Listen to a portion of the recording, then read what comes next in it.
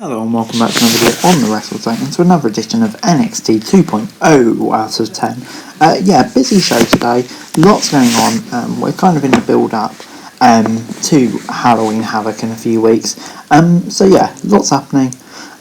Still some new styles being introduced. But on the whole, NXT 2.0 is going pretty well, so let's get straight into it. Starting off with Tommaso Ciampa versus Joe Gacy.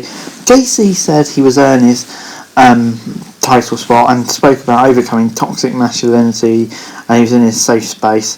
Jesus Christ. Before the match started, Ciampa started off strong, but Gacy managed to take the champ down for a second or two. Gacy was distracted as he looked on in the crowd, allowing Ciampa to get back in it. The Black Heart sent Gacy into the announcer's desk before catching Gacy. Gacy landed a senton on the apron before we headed for a break. Ciampa then hit a series of clotheslines before he dodged a moonsault and hit the fairy tale ending for the win.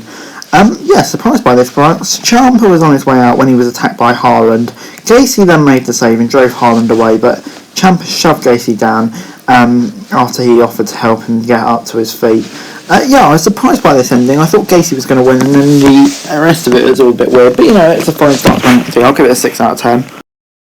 Toxic Attraction were out next and said they didn't care about the rules and were going after the titles. Mandy challenged Raquel Gonzalez as well as the Tag Team Championship. Toxic Attraction going after everything. I'm kind of enjoying their run. Before you got Zion Blade versus Manic Blade. Quinn started off strong and tossed Blade around before Manic tried to counter. Quinn got a near fall off an Irish whip before Blade got a close call off a missile. Quinn then followed up with a flying forearm for a pretty easy win. I'm going to give it a 6.0 out of 10. It wasn't anything special, but it was fine. But moving on, Ciampa was in an interview when the GYV walked in and started talking trash. Braun Breaker came in and brought back Ciampa up before hinted at a tag team match, but GYV said that they're not ready for that to happen. Before backstage, Swerve Scott said he's going to take his North American title to SmackDown. Doubt before he got Ivy Nile versus Valentina Fedos. She got a big dropkick Nia win early on and tossed Feroz into the corner before dragging her back into the middle of the ring.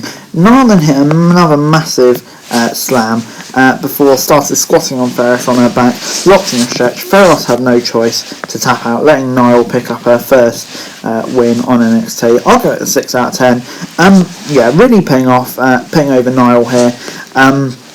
She looks pretty good. Mine were then cutting the same old promo from every other week before Jiro interrupted them. Julius Creed got in his way and Jiro took a shot at him before he headed into a break, and next thing we know the two of them were fighting. Jiro took a beating from Julius as the match began before Ickerman was being tossed around. Creed went down with a double stomp and a very unique splash in the corner before Jiro went for the springboard finish, but Julius caught him and got his own finisher to pick up the win. To be honest, I was kind of sad to see Jiro being jobbed out here. I think he's so talented, so I'm going to give it a 5 out of 10. The rest of Diamond Mine then attacked Jiro before Kushida tried to make the save, but he was overpowered. Great to see Diamond Mine doing good stuff though. Before Raquel Gonzalez was backstage and said she was going to raise the stakes for their title match. She even said they will spin the wheel and make the deal. That's what we like to see. Before Lashing Out with Lash Legend was back on NXT and she trashed Tony D'Angelo for wanting to be on her show before he got Kyle O'Reilly and Von Wagner versus Dunn and Holland. Dunn unloaded on Wagner as the match began before Holland and O'Reilly were tagged in before the heels isolated O'Reilly. Cole came back in with big strikes and knocked Holland off the apron before taking Dunn down in the ring. Dunn and O'Reilly slugged it out before Wagner came in and was dominating. O'Reilly then locked in a hold on Holland, but he tagged Dunn, who managed to take back the ascendancy. Kyle O'Reilly got an ankle lock in, but Holland came in and tossed him out of the ring. Wagner tried to make the save, but he couldn't. Cole hit a big move from the apron and wiped Dunn out before Wagner got his finisher and picked up the win. I'm going to give this 7 out of 10. This was a really fun match. The right result too. Great to see Von Wagner being put over. Tony D'Angelo was backstage and insinuated that the producer who didn't let him on Lashing Out was inside the truck of his car. Rightio, before he got Grayson Weller versus Duke Hudson. Weller had the upper hand as the match began and locked in a submission before Hudson tossed him across the ring. Waller then hit a stun up, but it resulted in a near fall. Waller then tried to use the ropes, but Hudson kicked him off. Hudson got a roll up as a result of this with the tights to pick up the win. I'm going to give it a 6 out of 10. It kind of protected both people. Good win for Hudson. On the whole, it's fine. Will I remember it tomorrow? Probably not. But you know, it kind of did the job it needed to do. Before we got Indy Hartwell and Peralta versus Sarray and Amari Miller. Indy kicked off the match and took the fight to Sarray before Miller tagged in. Miller hit some big kicks before Peralta tagged in. Peralta lifted Miller on her shoulders and hit her own version of the F5 with a top rope elbow to pick up the win. After the match, Hartwell and Peralta got on the mic and said they were going after the title. Shirai and Stark then walked out and Toxin Attraction came out, a brawl broke out and the champs ended it on top.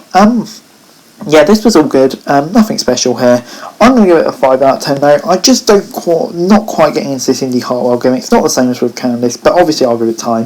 Before it was main event time, Scott attacked Escobar as he was making his entrance and the two brawled their way to the ring before Scott ripped the padding off the ring ropes and tried to drive Escobar there, but Escobar dropped Scott on the apron before sending him over the announcer's desk with a huge dive. Escobar got a near fall off a counter before setting Scott up on the middle rope for a Hurricane Rana. Scott then hit the top rope finish, but Escobar got his knees up. Legado del Fantasma interfered, but Trick Williams and Carmelo Hayes came in and took them out. Swerve sent Escobar onto the turnbuckles before hitting the finisher for the win. After the match, Carmelo and Trick were celebrating with the champ, but Melo took him out with a clothesline.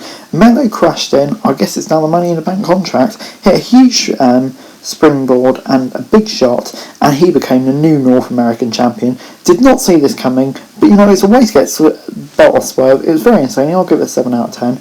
Overall this week, NXT gets a 6 out of 10 from me. Yeah, it wasn't the best episode of NXT I've ever seen, but it also wasn't the worst episode of NXT I've ever seen. It's kind of just consistent with the new format. Some of it was good, some of it was not so good. But you know, on the whole, it wasn't a dreadful episode of NXT. But anyway guys, that's it for the video. Thanks very much for watching. Remember to like, share, subscribe, leave your thoughts, comments down below. Follow me on Twitter, link in the description below for daily wrestling news, and subscribe to my channel on the screen right now. That would be greatly appreciated. Thank you very much for watching. Peace.